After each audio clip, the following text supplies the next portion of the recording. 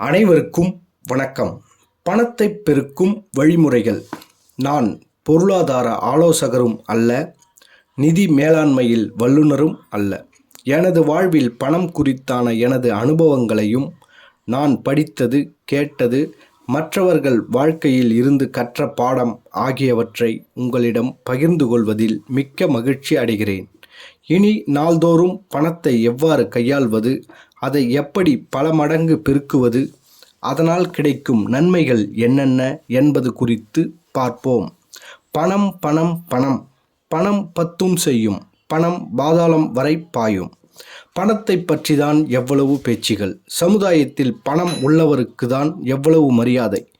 பணம் உறவுகளை பிரிக்கிறதா அல்லது சேர்க்கிறதா? அதற்கு தனியாக பற்றிமன்றமே வைக்கலாம். பணத்தை பற்றி சொல்ல போறியே, நீ என்ன அவ்வளவு பணக்காரனா என்று நீங்கள் கேட்பது எனக்கு புரிகிறது. நானும் பணக்காரனாக முயற்சி செய்து கொண்டிருக்கிறேன், உங்களைப் போல் ஒருவன். வாழ்க்கையில் வெற்றி பெற்றவர்களை விட தோற்றவர்களிடம் அதிக பாடமும் படிப்பினையும் இருக்கும். நான் எங்கு தோற்றேன், எங்கு வெற்றி பெற்றேன் என்பதையும் உங்களிடம் பகிர்ந்து கொள்கிறேன்.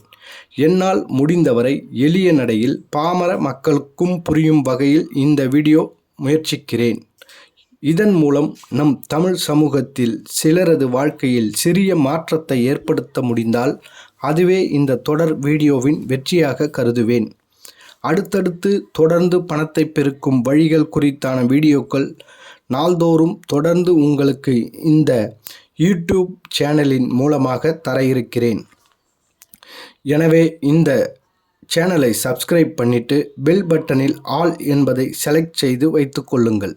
அப்போதுதான் நான் அடுத்தடுத்து போடப்படும் வீடியோக்கள் நோட்டிஃபிகேஷனில் வரும்.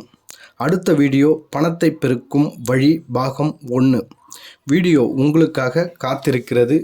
நன்றி, வணக்கம்.